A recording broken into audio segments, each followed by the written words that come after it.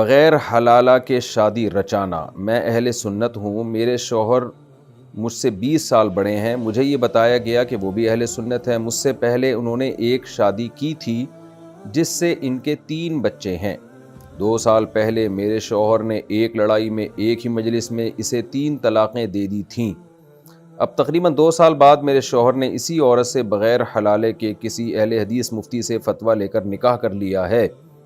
2 ماہ سے میرا شوہر اس کے ساتھ رہ رہا ہے، کیا بغیر حلالے کے یہ نکاح جائز ہے؟ نیز جب میں نے اپنے شوہر کو سمجھانے کی کوشش کی تو اس نے کہا کہ میں کسی فرقے کو نہیں مانتا، نہ میں سنی ہوں نہ اہل حدیث ہوں، میں صرف مسلمان ہوں اور مجھے جہاں بھی دین کی کوئی بات اچھی لگی میں وہی مانوں گا۔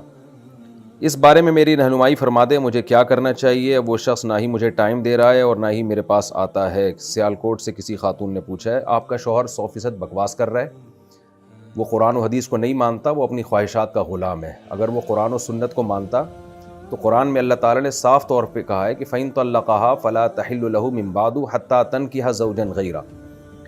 اگر شوہر تیسری طلاق دے دے تو عورت اس شوہر کے پاس دوبارہ نہیں جا سکتی یہاں تک کہ کسی مرد سے نکاح نہ کر لے، اور بخاری مسلم کی حدیث کے مطابق میاں بیوی کا سیکچول ریلیشن بھی قائم نہ ہو جائے، اور اس کے بعد اگر وہ طلاق دے دیتا ہے تو عدت کے بعد عورت جہاں چاہے نکاح کر لے، پہلے والے کے ساتھ بھی کر سکتی ہے، کہیں اور بھی کر سکتی ہے۔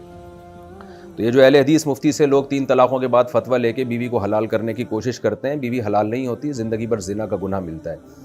اور ایسے موقع پہ جو لوگ کہتے ہیں نا میں کسی فرقے ورقے کو نہیں مانتا، بکواس کرتے ہیں، وہ اپنی خواہشات کے لیے وہ قرآن و سنت کو تبدیل کر لیتے ہیں۔ بخاری مسلم کی حدیث سے بھی پتہ چلتا ہے کہ ایک مجلس کی 3 طلاقیں 3 ہی ہوتی ہیں، قرآن سے بھی پتہ چلتا ہے، اور صحابہ کے فتاویٰ اس بارے میں بہت واضح ہیں۔